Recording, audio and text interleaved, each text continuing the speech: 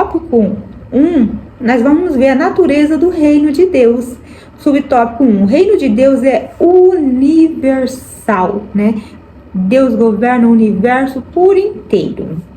O salmista diz que o reino de Deus, que Deus é o rei de toda a terra, como nós vimos acima. E da mesma forma, Daniel afirma que Deus domina sobre o reino dos homens, Daniel 4:25. Em Daniel, nós vemos um rei como o rei Nabucodonosor, um rei autoritário, um rei vaidoso, um rei que gostava de ser reverenciado. E nós vemos que como que ele agia com as nações inimigas dele, como que ele...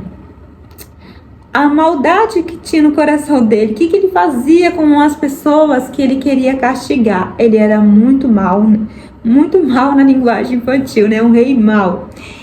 Mas Deus tinha que mostrar, através de um rei como Nabucodonosor, que o domínio é dele. O que Deus fez? Ele, por intermédio de Daniel, né, Deus mostrou para Nabucodonosor um sonho e Daniel interpretou esse sonho. E dado o tempo que Daniel interpreta esse sonho, acontece exatamente. Deus faz o quê? Tira ele lá do reinado dele, da boa vida que ele tinha lá no trono dele, coloca ele aonde? No pasto, né, no campo onde os animais habitavam. E ali, o que acontece com Nabucodonosor? Ele vai comer... ele vai se alimentar daquilo de capim, do que os animais eles se alimentavam, né, no pasto. Então, o dia que ele se lembrou na razão dele, que havia um rei maior que ele, que ele deu glória a esse Deus, automaticamente voltou o sentido, a razão, e ele voltou novamente para o seu reinado. Mas ele precisou reconhecer que há um Deus acima dele. Então, Deus usa um rei que era vaidoso, gostava de ser exaltado, e mostrou que acima dele existe um rei maior. Então aqui mostra a soberania e o reinado de Deus na vida de Nabucodonosor. Isso significa, né, continuando, assim as escrituras revelam um importante aspecto da natureza do reino de Deus, a sua universalidade. Deus é o rei universal e como tal em domínio absoluto sobre a sua criação, sobre o reino e governo humano, bem como sobre as hostes angelicais, Daniel 4:35. Isso significa que nada nem ninguém está fora do seu domínio, nem os anjos, né? Nem nada está fora do domínio de Deus. Ele domina tudo. Nações, animais, os mares, né? A geleira, Deus domina o homem, os anjos, tudo está no domínio de Deus. Subtópico 2, a soberania divina e os acontecimentos do mundo. Observamos que, embora o mundo siga o seu curso, Deus não perdeu nem deixou exercer seu domínio sobre ele. Por mais que nós vemos tantas coisas acontecendo, o homem se desviando totalmente daquilo que Deus planejou para a vida dele, nós vemos que, mesmo assim, Deus ele não perdeu o domínio. Tão pouco sobre o universo criado. Um Deus que não tivesse o controle de tudo não seria Deus. Isso não significa dizer que ele seja a causa de tudo o que acontece no mundo. Significa que, embora os homens e até mesmo o diabo e seus anjos tenham liberdade e permissão para agirem neste mundo, contudo essas ações não sobrepõem a soberania de Deus. Assim Deus domina sobre todos. Salmo 103:19 vai afirmar isso. A soberania de vida de Deus, Deus tem o controle, né, de tudo.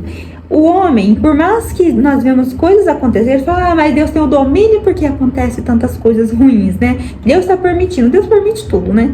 Mas nós temos que saber o quê? Deus tem o controle de tudo, mas o homem tem aquela palavrinha livre-arbítrio, que ele pode escolher o que ele quer fazer, né? Ele sabe que existe Deus, existe o diabo, existe o bem, existe o mal. Então o homem, ele tem um livre-arbítrio para fazer as suas escolhas, né? Então vai ter consequências. Se ele escolher coisas erradas, vai ter consequências.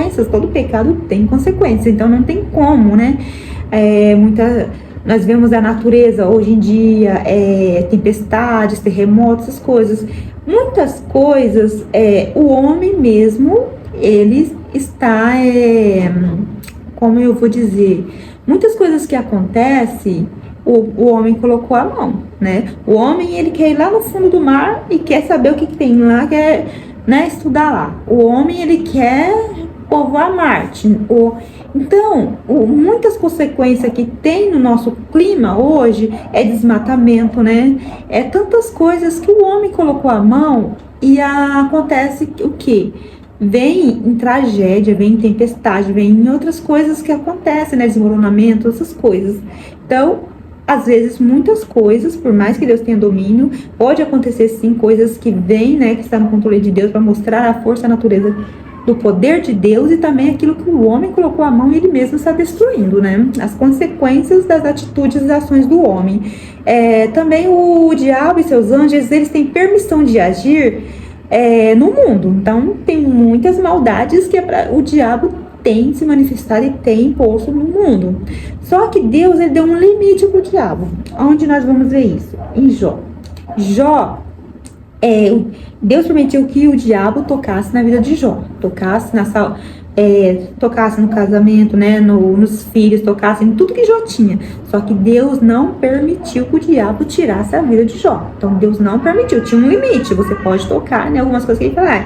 Ele é fiel porque ele tem isso. Então Deus permitiu que tirasse. Só que Deus não permitiu. Deus deu limite para ele. Não toca na vida do meu servo, né? Então nós vemos esse limite que Deus deu, né? O diabo não podia tocar em Jó. E nós vamos continuando a nossa lição, no subtópico 3, o reino de Deus e a nação de Israel e a igreja. O Antigo Testamento revela que Deus escolheu um povo, Israel, para reinar sobre ele, e através dele um governo soberano e teocrático quando Israel estava organizado em um regime tribal. Deus reinava sobre ele de forma soberana, exercendo o seu governo teocrático, que é a palavra que nós falamos, que governo é de Deus, todas as nações, sobre o seu antigo povo. Israel, por isso, era um reino sacerdotal. Eles tinham essa missão sacerdotal, né, de exercer o sacerdotismo nessa época. Dessa forma, quando escolheu Israel, Deus tinha o propósito de abençoar esta nação e por meio dela todos os povos. Esse propósito se concretizou na pessoa de Jesus Cristo, o Filho de Deus, por intermédio de Jesus e sua morte e ressurreição estabeleceu a igreja. Então, o que nós temos aqui, né? Nosso estudo conclui que Deus começou tudo isso na chamada que Deus teve na vida de Abrão, né? Abrão, que muda o seu nome para Abraão no momento da promessa. E com seu filho Isaac, que era o filho da promessa, vindo a Jacó, né? Que o nome dele foi mudado para Israel. Aí nós entendemos, né? Nós acompanhando a história bíblica e sabemos como Israel surgiu, que é através, né, de Jacó, filho de Isaac e neto de Abraão.